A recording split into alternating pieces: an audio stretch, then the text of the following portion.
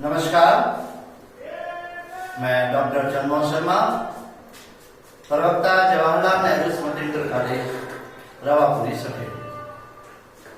आज हम कक्षा 12 संस्कृत विषय में रघुवंश महाकाव्य द्वितीय सर्ग के श्लोक 53 से 55 तक के श्लोकों का अध्ययन करेंगे।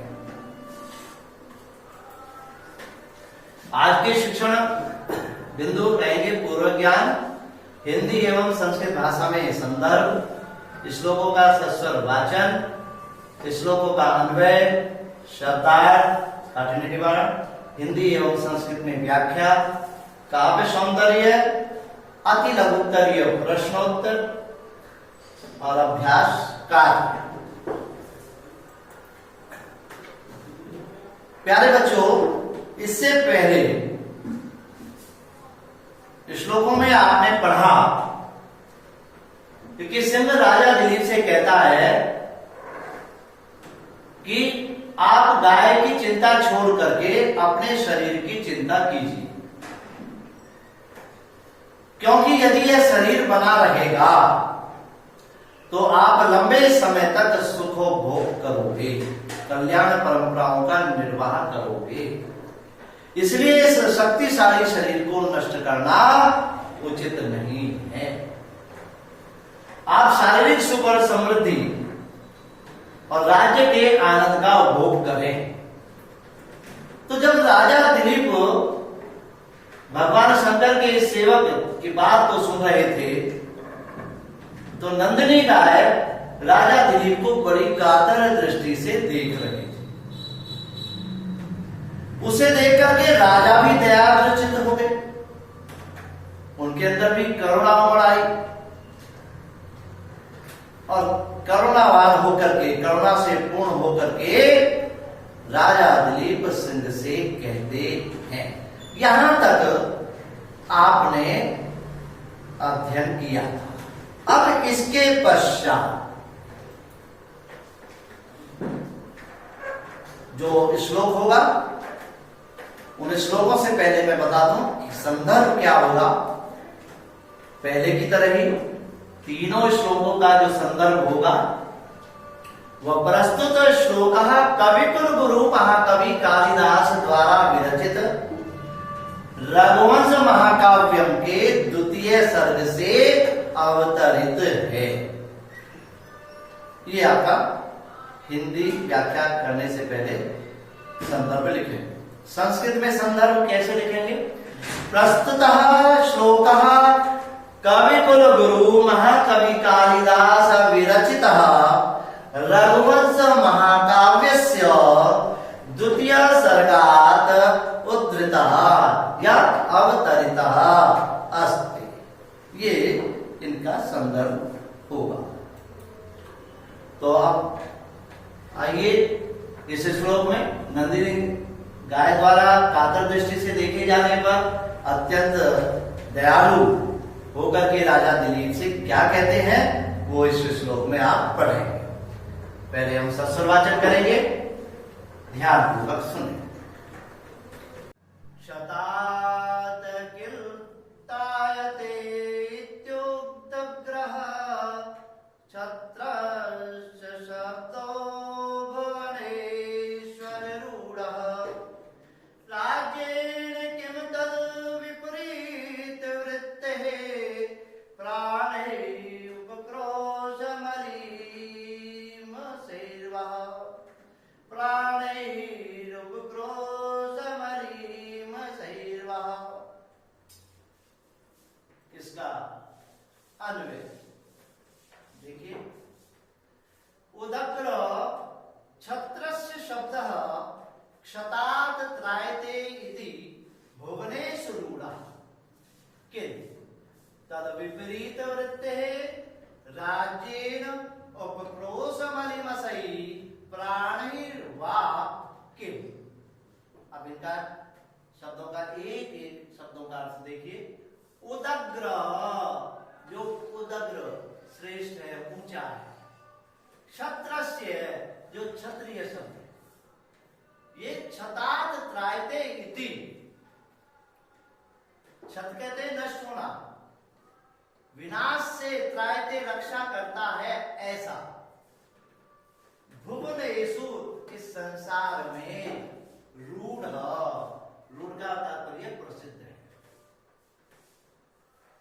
ये जो उदग्र क्षत्रिय शब्द है ये किस अर्थ में प्रसिद्ध है? क्षतात् त्रायते इति,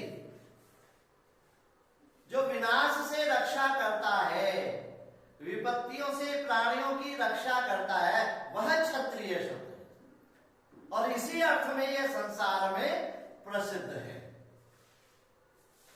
तद विपरीत वृत्ति राज्येन उपक्रोश मलीनमसि, और इसके विपरीत अगर वह उसकी रक्षा नहीं कर सकता है, प्राणियों की अगर वह रक्षा नहीं कर सकता, यानी कि इस अर्थ के विपरीत जो कार्य करने वाला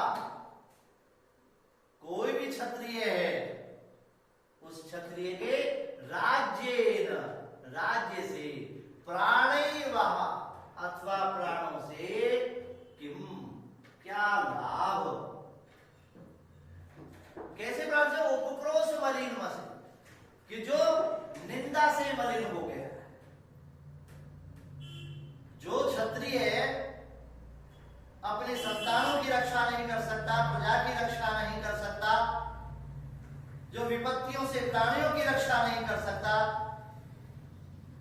क्योंकि इस शब्द का अर्थ ही यही प्रसिद्ध है, क्षतात् त्रायते इति, जो विनाश से प्राणियों की रक्षा करे वही क्षत्रिय है। इसके विपरीत अगर वह कार्य करता है तो उसकी निंदा होती है, और निंदा से युक्त अगर कोई राजा है तो उसके राज्य से, उसके प्राणों से क्या, अर्थात उसके प्राणों का, उसके जीवित रहने का कोई लाभ नहीं है। ये इसका हमने शाब्दिक अर्थ बताया, इसके शब्दार्थ भी यहां पर हमने दिए हैं ताकि आप इनके द्वारा सहायता ले सकें। अब इसको हम स्पष्ट रूप से व्याख्या में कैसे करेंगे? क्षत्र शब्द, पहले क्षत्र शब्द को स्पष्ट करें। क्षत्र शब्द बहुत ही उन्नत अर्थात श्रेष्ठ है तथा क्षत्रिय जाति का वाचक है। लेकिन क्षत्रिय जाति का वाचक है, क्षत्र का अर्थ क्या है? क्षत्र का अर्थ है क्षत, अर्थात नाश से बचाने वाला, अर्थात जो प्राणियों की विपत्ति में प्राणियों को विनाश से बचाता है वही क्षत्रिय है, अन्यथा नहीं है। कितना सुंदर परिभाषित किया है महाकवि कालिदास जी ने इस राजा के माध्यम से, राजा के चरित्र के माध्यम से, कि क्षत्रिय कौन है? कि जो प्राणियों को विनाश होने से बचाता है, जो रक्षा करता है, उनके प्राणों को बचाता है, वही क्षत्रिय है और वही क्षत्रिय कहलाने का अधिकारी भी है। अतः उस क्षत्र शब्द से विपरीत करने वाले अर्थात किसी को भी नष्ट होने से न बचा सके ऐसे क्षत्रिय का राज्य, ऐसे क्षत्रिय के प्राण या जीवन व्यर्थ होता है। क्यों? और उसकी संसार में अपकीर्ति होती है।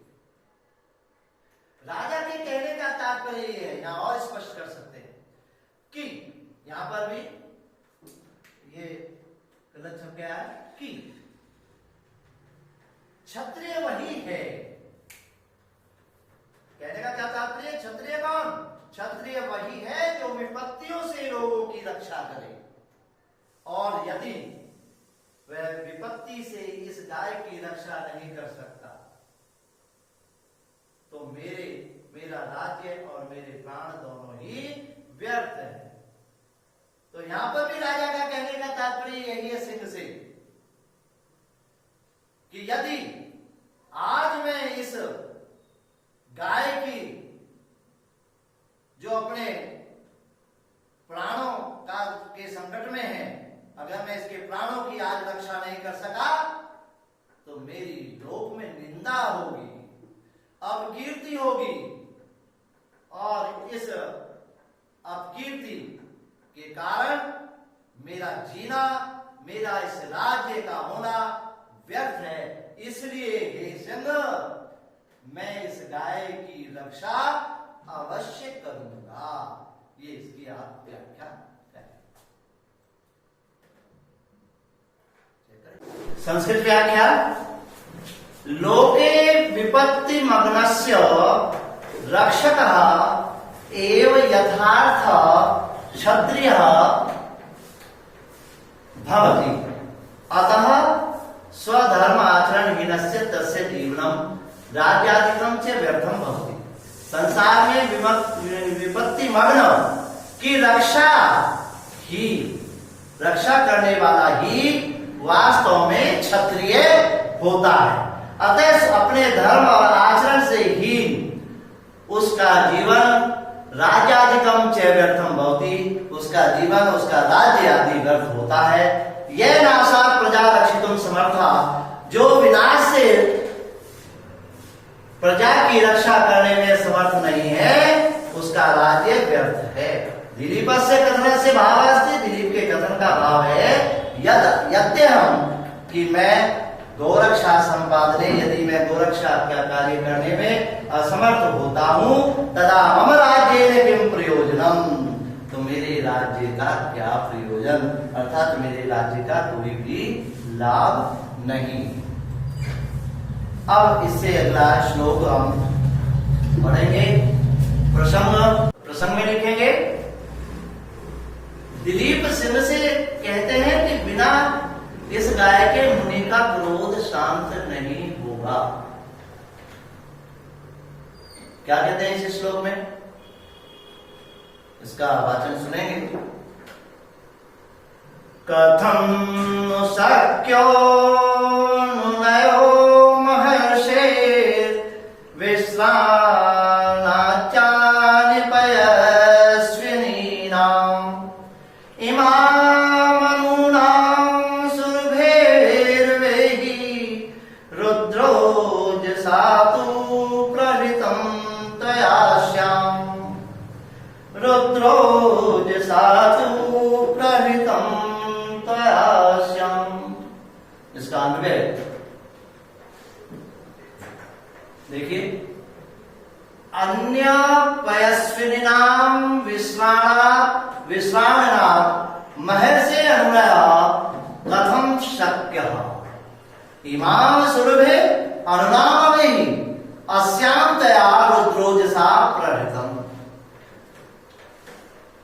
राजा सिंह से कहते हैं कि अन्य पयस्विनी नाम, दूसरी जो है पयस्विनी नाम, दूध देने वाली जो है गाय है, उनके विश्राणनाद, उनके देने से, उनके दान देने से, महर्षि अनुनय, महर्षि अर्थात गुरु वशिष्ठ का अनुनय, अनुनय में क्रोध,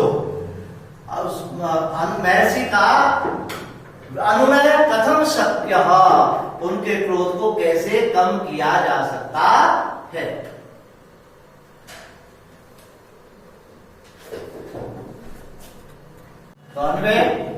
अन्य पैस्विनी नाम विश्वानाथ महर्षि अनुनय कथम शक्य इमाम सुरभे अनुनाम अवेहि अस्याम त्वया रुद्रोजसा प्रभृतम। कि अन्य पैस्विनी नाम, दूसरे दूध देने वाली गायों के विश्रानाथ दांत देने से महर्षि के क्रोध को अनुनय कथम शक्य, कैसे किया जा सकता है, कम। महर्षि जो वशिष्ठ है, उनके क्रोध को, तुम ये कह रहे थे कि गायों को बहुत सारी गाय दे दीजिए दूध देने वाली तो शांत हो जाता, तो उन्हें कैसे क्रोध शांत हो सकता है दूसरी गायों को देने से? उनका क्रोध दूसरी गायों को देने से कैसे शांत हो सकता है?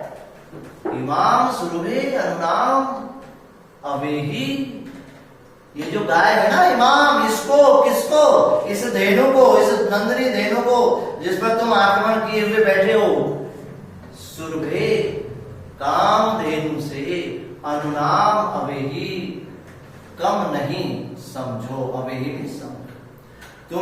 तुम इस गाय को कामधेनु से किसी प्रकार से भी कम मत समझो।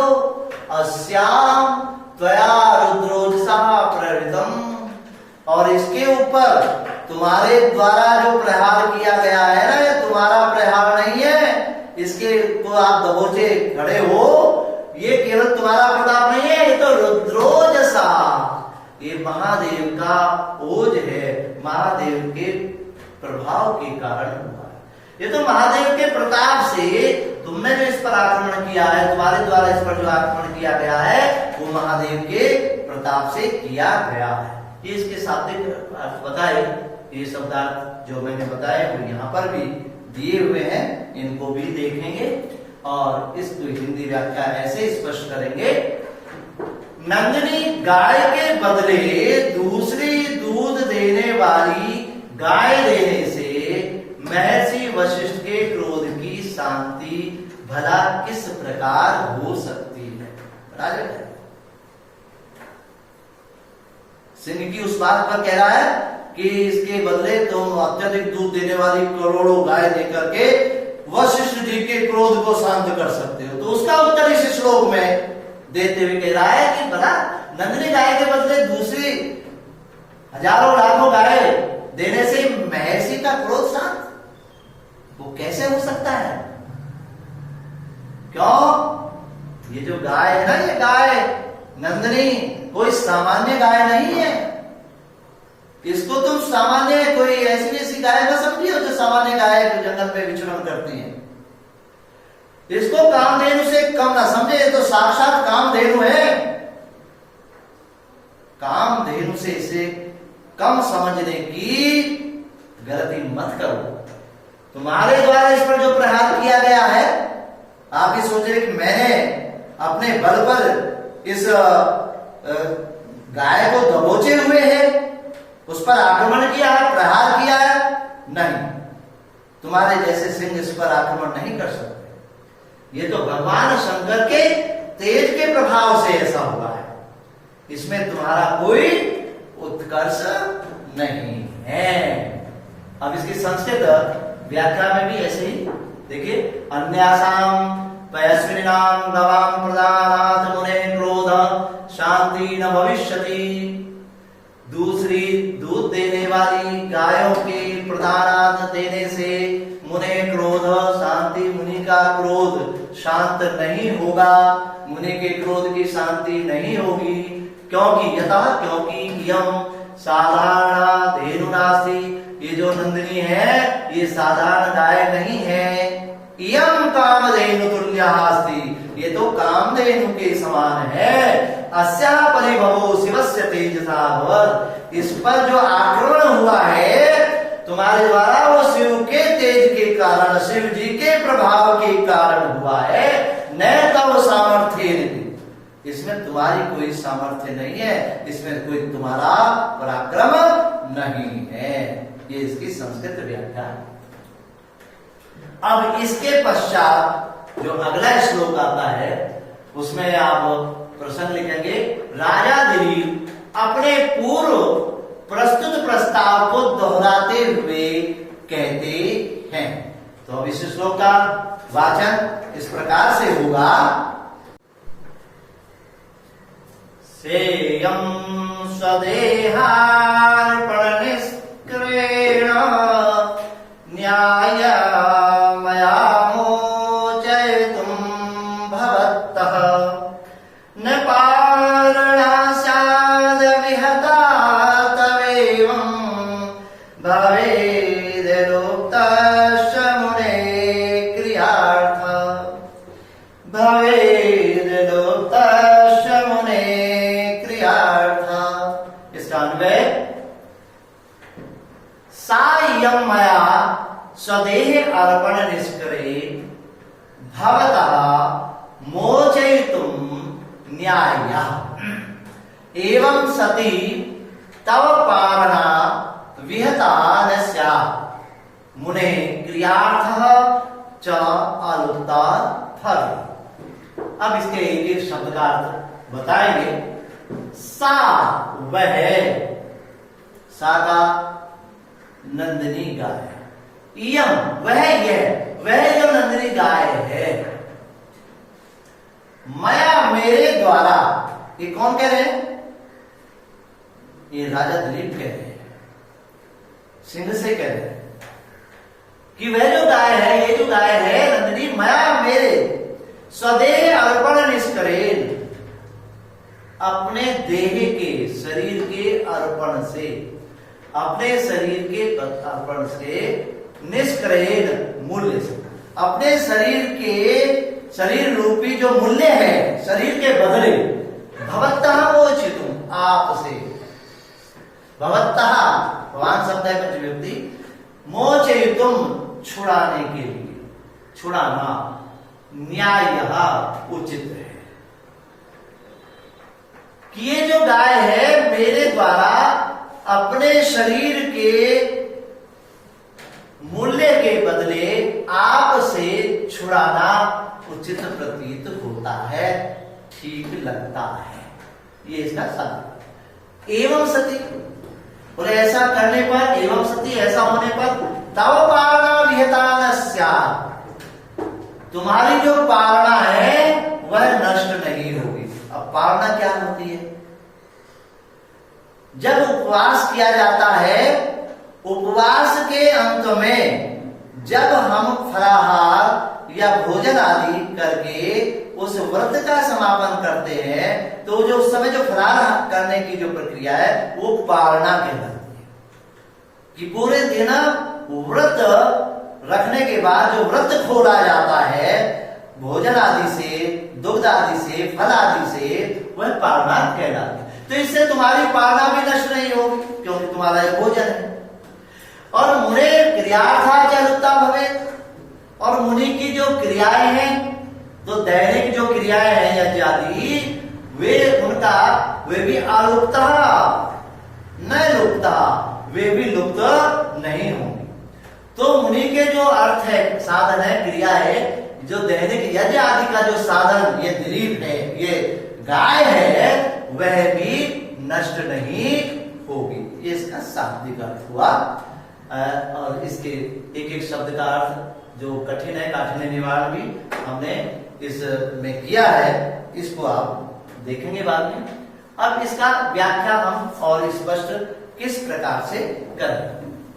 तो कह रहा है कि इसलिए मेरे लिए उचित है, राजा दिलीप सिंह से कह रहा है, इसलिए मेरे लिए उचित है, ये ठीक प्रतीत होता है कि यहां पर, यहां की गलत लगा हुआ है, ये की है, मैं अपने शरीर के अर्पण, शरीर के समर्पण रूपी मूल्य से गुरु वशिष्ठ की इस गाय को आपसे छुड़ाऊं। अब ऐसा करने से दो लाभ होते हैं। यदि मैं अपना शरीर देकर के इसकी रक्षा करता हूं तो दो लाभ हुए।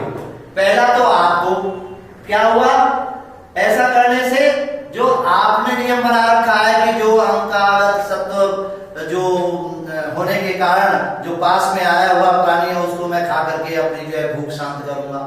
तुमने जो ये व्रत लिया हुआ है तो तुम्हारी जो पारणा है इसमें भी कोई बाधा नहीं आ रही, क्योंकि मैं भी तुम्हारे पास में आया हूं, तुम जो है मेरे इससे शरीर से अपनी क्षुधा शांत कर लीजिए। दूसरा, जब ये गाय बची रहेगी तो मैं से वशिष्ठ का, क्योंकि ये गाय यज्ञ करने का जो साधन है, दैनिक हवन आदि की जो क्रिया है उनका एक साधन है, क्योंकि इसी के दूध से, इसी के घी से हवन आदि जो दैनिक क्रियाएं हैं वो पूर्ण होती है, संपन्न होती है। इसलिए महर्षि वशिष्ठ का यज्ञ आदि क्रिया का साधन भी नष्ट नहीं होगा। संस्कृत व्याख्या, इयं महर्षि धेनु मया स्वशरीर दान विनिमयेन भवत मोचयितुं योग्या अस्ति। एवं कृते सति तव चिरकालात् बुभुक्षितस्य व्रतान्त भोजनम, यानी पारणा नष्टम न भवेत्, तथा वशिष्ठस्य होम आदि क्रिया रूपम प्रयोजनम अपि लुप्तम न भविष्यति। क्योंकि यह महर्षि की गाय मेरे द्वारा अपने शरीर के दान के बदले आपसे छुड़ाना उचित है। ऐसा करने पर तुम्हारे बहुत दिनों से तुम जो भूखे हो, तुम्हारे व्रत के अंत का जो भोजन है अर्थात पारना नष्ट नहीं होगी, और वशिष्ठ गुरु वशिष्ठ की हवन आदि जो क्रियाएं के जो साधन है वह भी लुप्त नहीं होगा। ये इसकी व्याख्या। काव्य सौंदर्य। पूर्व की तरह इन तीनों श्लोकों में भी उपजाति छंद है। इंद्र वज्रा और उपेंद्र वज्रा दोनों को मिलाकर के उपजाति छंद बनता है। तो इसमें आप व्याख्या के अंत में आप काव्य सौंदर्य लिख करके इसमें उपजाति छंद लिखें। अब प्रश्न, तस्मिन अर्थे रूढ़ा छत्र शब्द आया है छतत्र, जो छतत्र वाच का शब्द तस्मिन अर्थे किस अर्थ में रूढ़ है? या क्षतात त्रायते स छतत्र, जो विनाश से रक्षा करता है वह क्षत्रिय है। इत्यस्मिन अर्थे रूढ़ा। तो आपको उत्तर के केवल इतना मिला, यह छतात त्रायते स छतत्र। अगला प्रश्न, सिंहेन नंदिन्याम केन प्रहृतम। सिंह ने नंदिनी के ऊपर प्रहार किया था, किसके कारण किया? उसका अपना तो कोई प्रभाव नहीं था। तो केन रुद्रोजसा, इसका उत्तर आएगा रुद्रोजसा। इसकी भी आवश्यकता नहीं है, आपको एक शब्द में उत्तर देना है। तो रुद्रोजसा, सिंहेन नंदिन्याम केन रुद्रोजसा, रुद्र के प्रताप से, भगवान शिव शंकर के प्रताप से। ठीक है ना? कि रुद्रोजसा, ये प्रश्न भी पूछ सकते हैं कि नंदन्याम रुद्रोजसा केन प्रेरितम, सिंहेन प्रहृतम। इस प्रकार से भी हम इसको बना सकते हैं प्रश्नों को। तीसरा, नंदिनी गहु राज्या केन प्रकारेण सिंहात मोचितुम न्याया। नंदिनी जो गाय है राजा के द्वारा किस प्रकार से सिंह से छुड़ाने ना जो है न्यायोचित मानते हैं। तो किसके द्वारा? केन प्रकारेण, नंदिनी गो राजा स्वदेहे निष्क्रिय, ये इसका उत्तर है। केन स्वदेह स्वदेहार्पण निष्क्रिय, अपने शरीर के अर्पण रूपी मूल्य से, ये इसका उत्तर है। उदग्रा क्षत्र से शब्द अकस्मात त्रायते। फिर एक आया जो पहले में था कि उदग्र क्षत्र से, जो श्रेष्ठ क्षत्रिय शब्द है ये कस्मात त्रायते, ये किससे बचाता है लोगों? तो क्षता विनाशात भी लिख सकते हैं, ये क्षतात भी आ सकता है और विनाशात भी लिख सकते हैं। तो क्षता या विनाशात।